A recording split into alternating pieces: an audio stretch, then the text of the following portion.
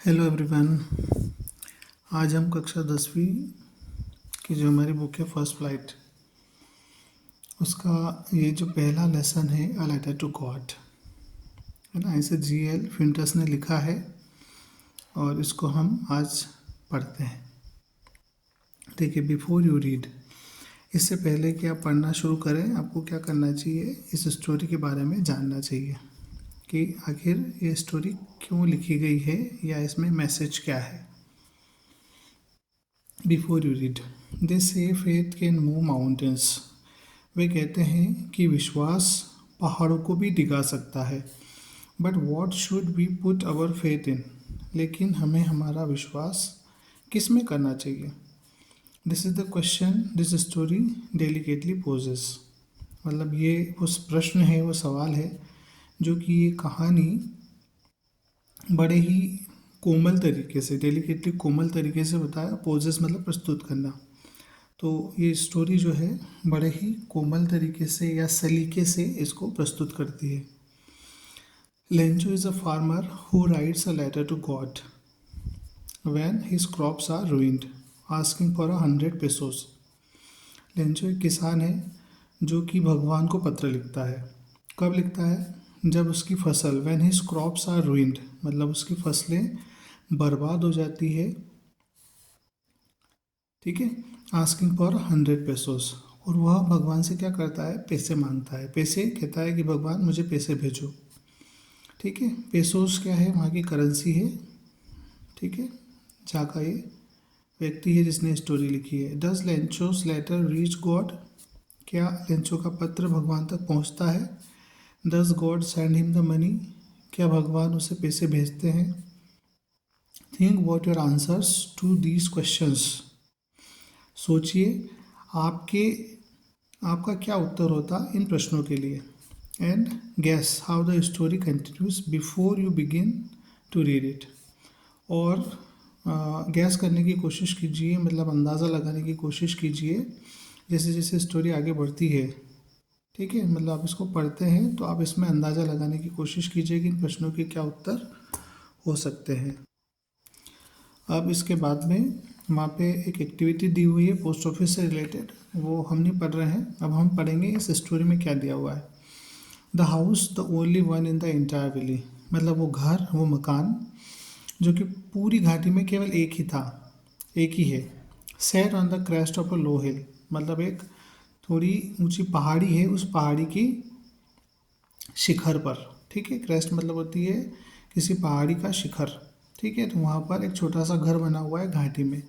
From this height one could see the river and the field of ripe corn dotted with the flowers that always promised a good harvest. ठीक है, from the height of, from this height मतलब इस ऊंचाई से, one could see the river, मतलब कोई व्यक्ति अगर देखता है तो उसको नदी दिखाई देती है, और साथ में राइप कॉर्न मतलब पके हुए भुट्टे उनसे, और डॉटेड विद द फ्लावर्स जो कि फूलों से पूरी तरह से भरे हुए हैं, वो सब उसको वहाँ से दिखाई देता है। That always promised a good harvest, और जिसे देखकर ऐसा लगता है कि फसल बहुत अच्छी होने वाली है। The only thing the earth needed was a downpour और एटलीस्ट अ शावर। ठीक है, मतलब पृथ्वी या धरती जो है उसको क्या चाहिए, उसको बस इतनी सी चाहत थी, इतनी आवश्यकता थी कि या तो मूसलाधार बारिश हो जाए, डाउनपोर मतलब मूसलाधार बारिश, और एटलीस्ट अ शावर, या फिर कम से कम हल्की बूंदाबांदी हो जाए। Through out the morning लैंचो who knew his fields intimately, through out the morning मतलब पूरी सुबह लेंचो, हु न्यू जो जानता था, हिज फील्ड्स इंटीमेटली अपने खेतों को बहुत अच्छे तरीके से। इंटीमेटली का मतलब होता है पूरी तरह से, बहुत अच्छे तरीके से।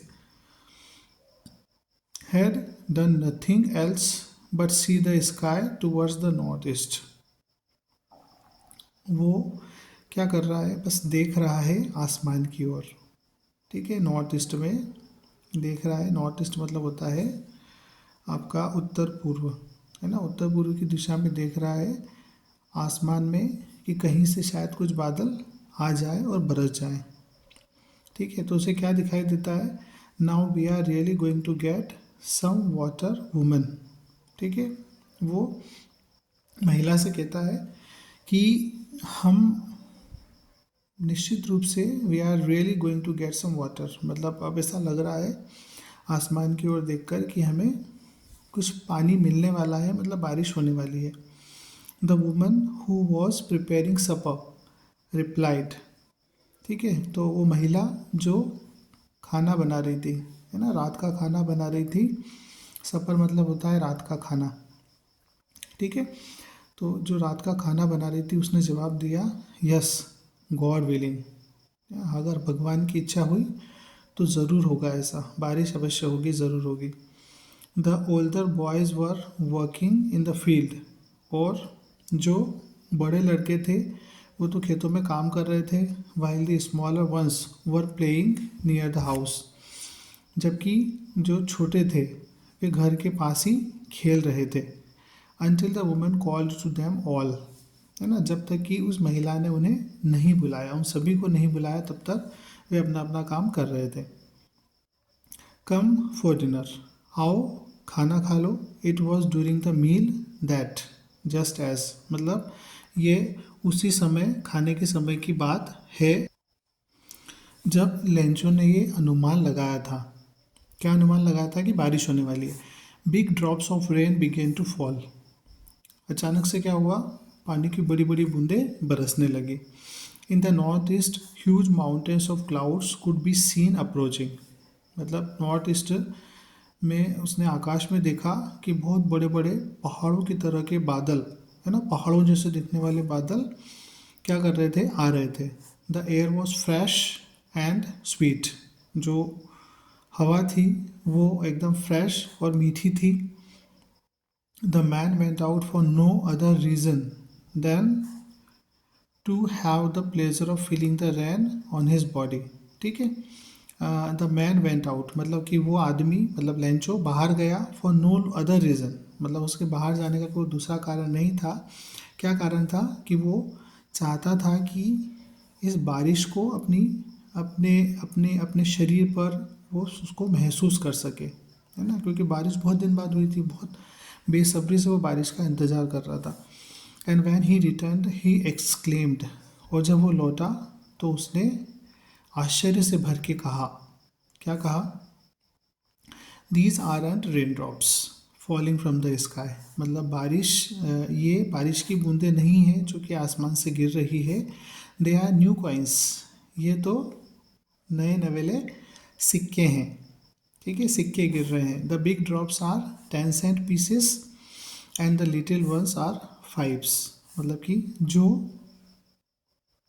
बड़ी बूंदें हैं वे तो 10 सेंट के सिक्के मुझे लगते हैं, और जो छोटी बूंदें हैं वो 5-5 सेंट की बूंदें मुझे 5-5 सेंट के सिक्के मुझे लगते हैं, ठीक है। फिर मतलब वो इतना खुश है कि उसे ऐसा लग रहा है कि अब तो क्या हो रहा है, आसमान से पैसों की बरसात हो रही है।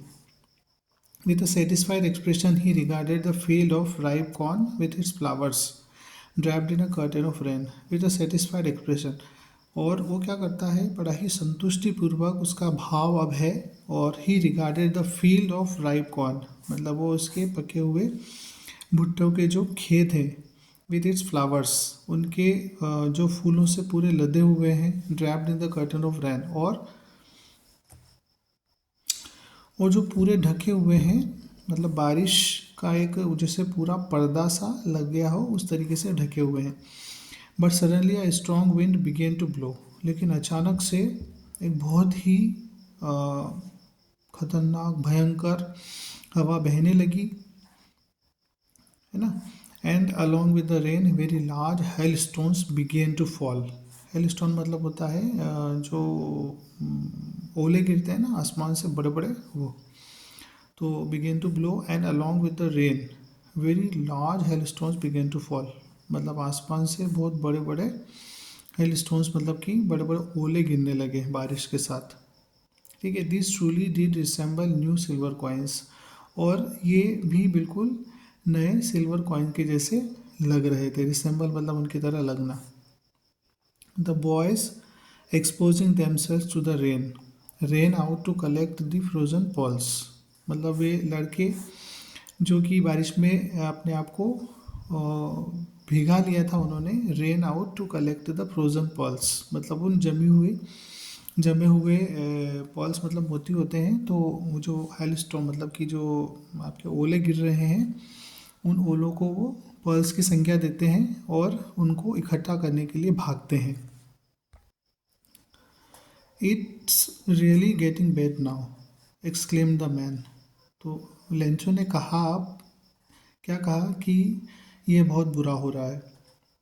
I hope it passes quickly, it did not pass quickly, है ना। मुझे आशा थी कि ये शायद जल्दी बीत जाएगा, मतलब ये जो हेल स्टॉर्म या ओले गिर रहे हैं ये बहुत देर नहीं गिरेंगे, लेकिन ऐसा नहीं हुआ और वो बंद नहीं हुए गिरना।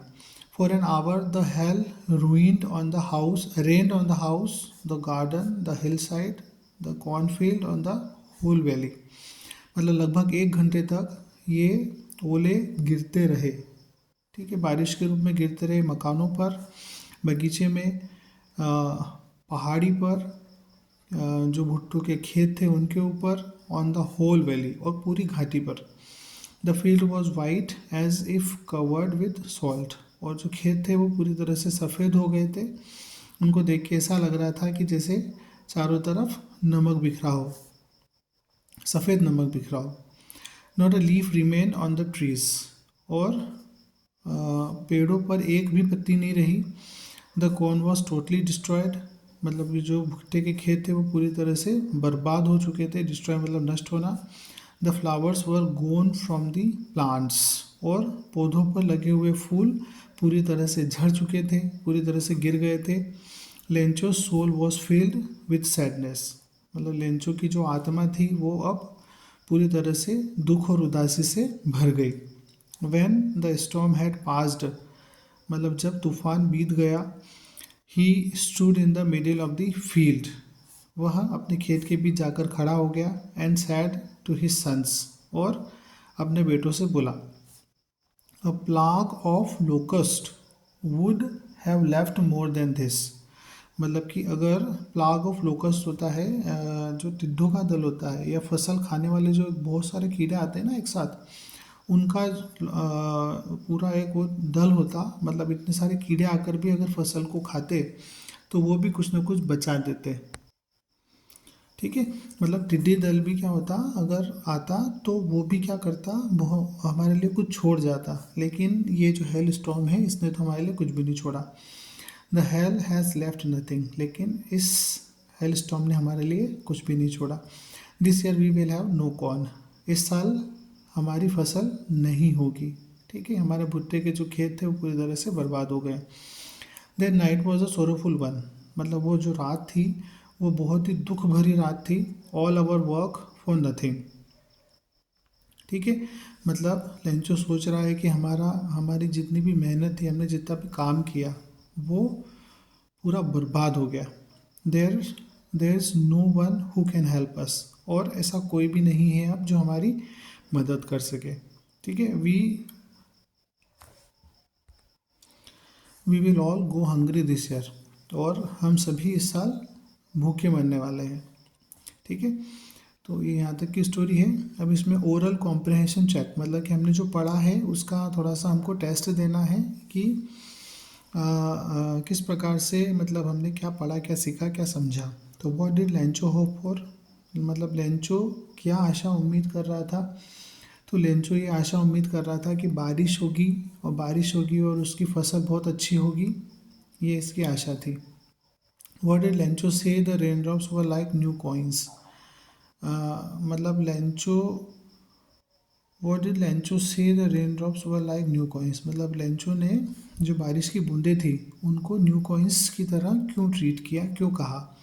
तो Lencho said the raindrops were like new coins because his fields were requiring rain.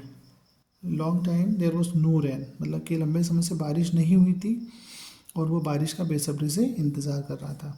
How did the rain change? What happened to लेंचो's field? मतलब कि बारिश कैसे बदल गई और लेंचो के खेतों को क्या हुआ।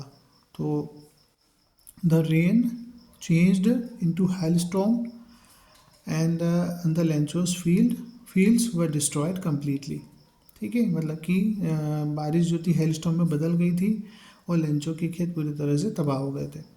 What were Lencho's feeling when the hell stopped, मतलब कि जब ओलावृष्टि बंद हो गई तब लेंचो की क्या भावनाएं, क्या फीलिंग्स थी। तो when the rain the hail storm had stopped, Lencho was so sad and he said to his sons that a locust that plague of locust, मतलब टिड्डी दल भी अगर आया होता तो वो भी हमारे लिए कुछ छोड़ जाता, बट इस बारिश ने हमारे लिए कुछ भी नहीं छोड़ा। तो उम्मीद करता हूँ कि आपको ये समझ में आया होगा। ये स्टोरी हमने यहाँ तक पढ़ी है, वीडियो लंबा हो जाएगा इसलिए हम इसको यहीं रोकते हैं। जो उसका सेकेंड पार्ट है उसमें हम जो बची हुई स्टोरी उसको सीखेंगे, समझेंगे। Thank you.